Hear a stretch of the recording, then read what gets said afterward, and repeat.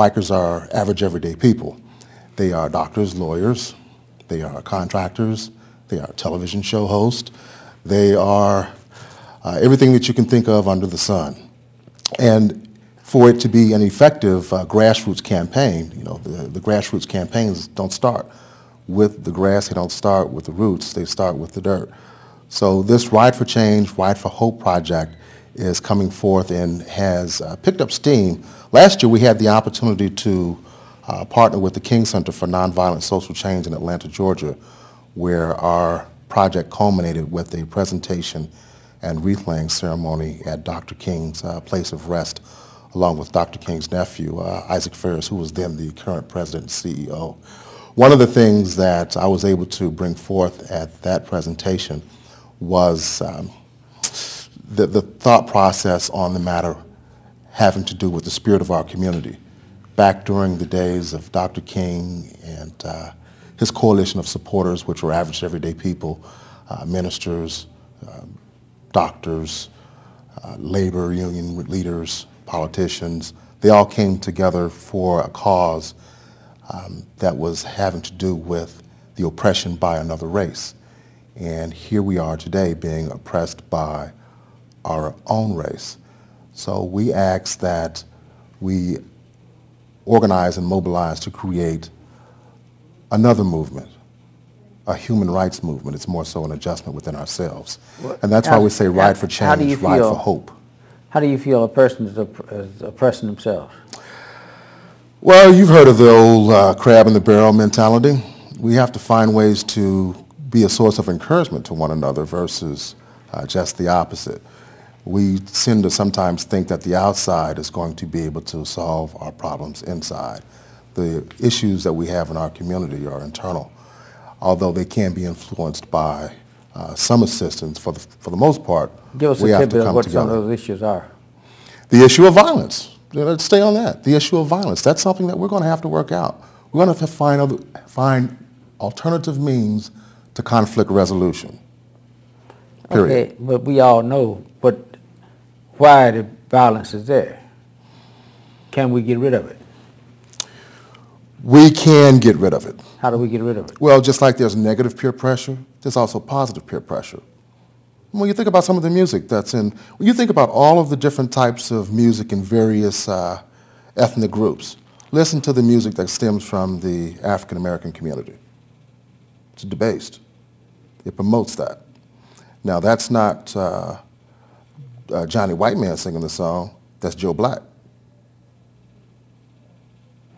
Okay, but by the same token, Terry, I hear you, understand where you're coming from, but see, there's a real underlining. Let's take a neighborhood in Chicago called Inglewood. Right. There's a lot of violence in Inglewood. There is. Why is there so much violence in one community? You have a concentration of persons with economic issues, of course, and you have an educational deficiency. You have that all over. Qualifications. You have that all over and the lack city. of hope. And where there is a magnitude of those types of issues concentrated in one location, you have to find ways to keep hope alive. Have you checked out, or do you remember a neighborhood called Woodline?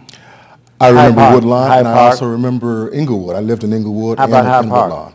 Yes, I'm familiar with that. How about the University of Chicago? Yes. How about that area? How about Blackstone Rangers? What about that? them?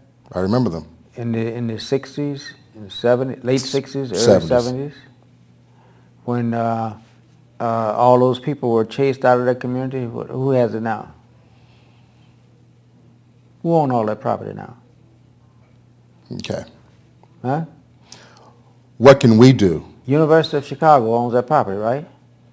The same thing is happening in Inglewood right now. There's a hospital in that community who wants that property. They own a large segment of the community now. They're buying up property and building houses. St. Bernard Hospital you're speaking of? Hello? Okay. They're buying up property and building houses and building things. I think and when you could say the police, with their vast mobilization, can't stop a group of kids from shooting up the neighborhood and killing up one another, it's a misnomer.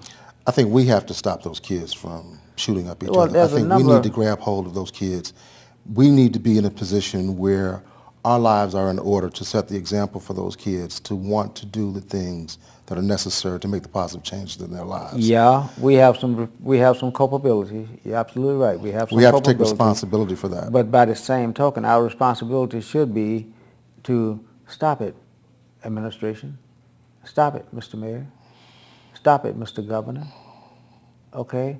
We're not giving up our homes. We're not going to be chased out of our community in the same manner that where the University of Chicago was, and all those people were chased out of the community, and the houses were bought up by the University of Chicago, and now it's University of Chicago City in that area.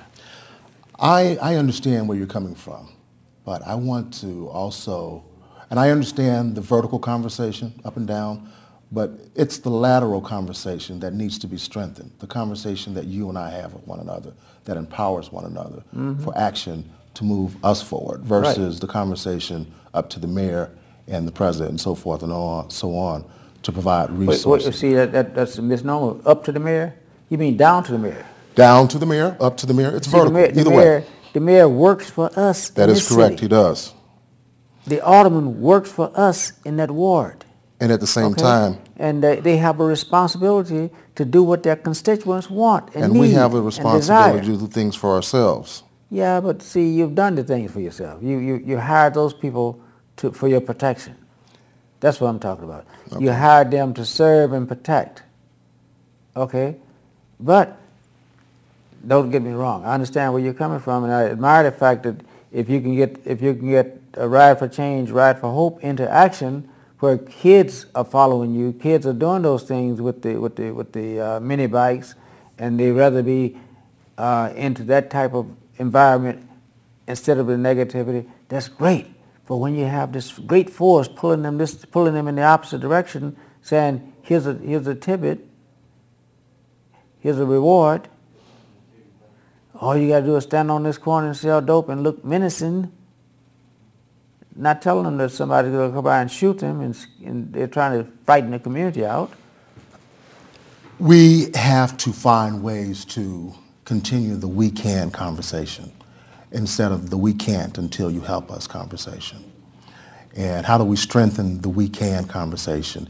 If there were resources, if we're asking for resources to continue the we can, that's good. But to empower the we can't, it's not happening. It's not necessary. And I think that's been part of the problem. The we can conversation needs to continue on with the steps that follow that agreement, that we can come together on something in a positive direction. And we need to come together on the issue of violence, because the decrease of violence is going to open up so much opportunity for all of us. So listening to you, let me ask you a question. What did you think about the gun buy? I think the gun buy is a good program, to the extent that it enables persons to get unwanted firearms out of their homes. I happened to be over at St. Sabina during the gun buyback program. Are you harboring any illusion that the guy who carries a gun on the street is giving up his gun? No. The one who's doing the shooting, the one who's doing the killing, the one who's doing it? Not at all. Not at all. Oftentimes, let me tell you how plentiful these guns are. You tell me, well, somebody may break in your house and take it. Let me tell you how plentiful these guns are. Oftentimes, they'll shoot somebody and they go throw it in the river or in the lake. So in case you find this gun, if you find me, you're not going to find the gun.